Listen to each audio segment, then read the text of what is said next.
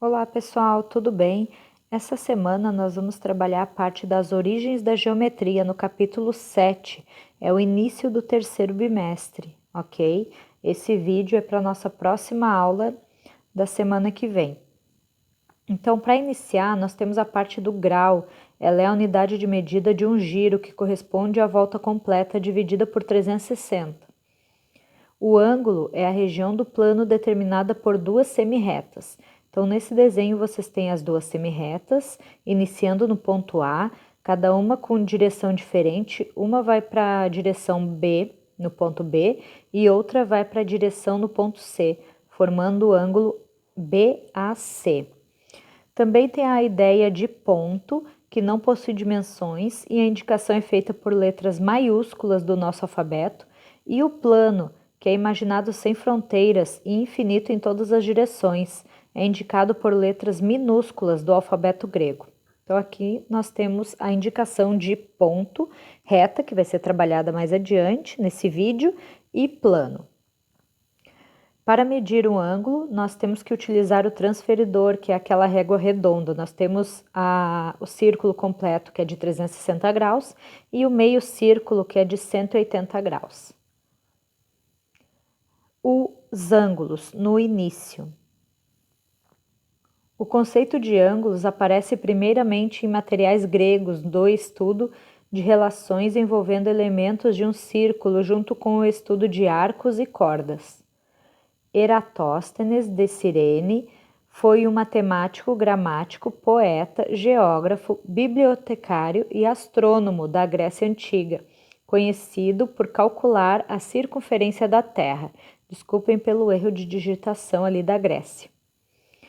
Ele nasceu em Cirene, na África, e morreu em Alexandria.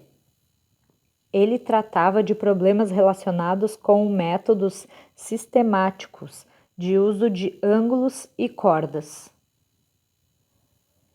Os ângulos no dia a dia. Nós temos aqui no futebol, por exemplo, um chute no ângulo significa que o artilheiro conseguiu visualizar a trajetória da bola antes do chute, fazendo o gol. Temos também a parte de um construtor de molduras, que ele vai precisar cortar cada lado do quadro em 45 graus para que as 4 hastes se encaixem sem folga. Também nós temos a parte onde o militar, operando um lançador de projéteis, terá que calcular o alcance da bomba com base no ângulo do disparo, ou seja, o ângulo que a arma faz com o solo. Na parte da mecânica, né, o mecânico ele fará o alinhamento das rodas de um carro com base no ângulo que elas devem fazer com o eixo do automóvel. E também temos o relógio de sol, é outra aplicação do estudo de ângulos de sombras. Esse relógio, essa foto, é do Rio Grande do Norte, né? E nós temos aqui também, na cidade de Imaruí, que é perto de Imbituba, também nós temos um relógio de sol. Alguns tipos de ângulos. Então, nós temos o ângulo agudo, reto, obtuso e raso. Aqui tem os desenhos de cada um deles.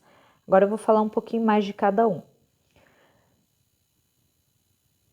Temos também ali o ângulo nulo, que é um ângulo cuja medida ele é de 0 graus, é como se fosse um risco, né? Uma linha reta. O agudo, ele tem que estar entre 0 e 90 graus. Ele não pode ser 0 graus porque é nulo, não pode chegar em 90, né? Então, ele tem que ser entre 0 e 90. Ele vai ficar mais ou menos naquele desenho ali. O ângulo reto, ele é um ângulo de 90 graus, né? Então, os lados vão formar como se fosse um L, né? Vão ser perpendiculares. O ângulo obtuso, ele está entre 90 e 180 graus, então ele não pode ser 90 porque é reto e também não pode chegar em 180, ele tem que estar entre esses dois valores. Vai ficar conforme o desenho que está ali do lado. O raso, ele é um ângulo de 180 graus, então é um risco reto, novamente, só que ele tem que ter aquela indicação que a gente chama de meia-lua, meia volta, tá? E nós temos também o ângulo que podemos chamar de completo, ou de giro, ou de uma volta, que é um ângulo de 360 graus, está indicado na figura ao lado. Aqui nós temos a parte dos ângulos opostos pelo vértice, que é o nosso ângulo OPV. Eles são ângulos que possuem a mesma medida, isso é, eles são congruentes. Então, eu posso dizer que o ângulo A, ele vale 50 graus, porque ele está oposto pelo vértice, né? Então, ele vale a mesma medida. Temos também a parte da bissetriz. É uma semirreta que divide o ângulo ao meio. Então, está indicado em verde a bissetriz. Ela está dividindo o ângulo AOC bem no centro. Vamos dizer que o ângulo AOC fosse um ângulo de 30 graus, por exemplo. A bissetriz ia dividir ali ao meio e ia ficar 15 graus para cada lado. Nós temos também os ângulos complementares. São ângulos cujas medidas somadas resultam em 90 graus. Então, se eu pegar, por exemplo, em laranja o A, que é o alfa, e o beta, os dois somados vão dar 90 graus. Os ângulos suplementares, eles são ângulos cujas medidas somadas resultam em 90 graus. Desculpa, eles resultam em 180 graus. Desculpa pelo erro de digitação. Então, vocês têm esse formato em que o ângulo alfa e o ângulo beta, os dois somados têm que dar 180 graus. Lembrando novamente que ali onde diz nos ângulos suplementares não é 90, é 180 graus. A parte das retas. A reta é imaginada sem espessura e infinita nos dois sentidos. Ela é indicada por letras minúsculas do nosso alfabeto. Então, nós temos aqui, por exemplo, a reta R, a reta S e a reta T. Por um ponto passam infinitas retas, mas por 2 pontos passa uma única reta. Então, nós temos aqui o desenho do que essa frase fala, né? No ponto A eu estou passando infinitas retas, mas se eu tiver o ponto A e o ponto B, que seriam 2 pontos, eu posso passar uma única reta. Segmento de reta. Ele é um pedaço de reta que tem começo e fim. A semirreta é uma parte da reta com começo, mas não tem fim. E os segmentos congruentes são 2 ou mais segmentos de reta que possuem a mesma medida, isto é, são iguais. Então, aqui nós temos a indicação de reta, segmento de reta e semirreta. Podem ver que no segmento de reta é como se eu pegasse do ponto A até o ponto B, é uma parte da reta, e na semirreta eu estou pegando do ponto A infinitamente para o ponto B. Tipos de reta. Nós temos as retas paralelas, elas não possuem pontos em comum. As retas concorrentes, que elas possuem um único ponto em comum. As retas coincidentes, que ela possui todos os pontos em comum. E as retas reversas, que não pertencem ao mesmo plano e não têm pontos em comum. Então, aqui nós temos o desenho das concorrentes, um ponto em comum. Paralelas, nenhum ponto em comum. Coincidentes, todos os pontos em comum. E aqui as reversas, que elas não estão no mesmo plano e não têm pontos em comum.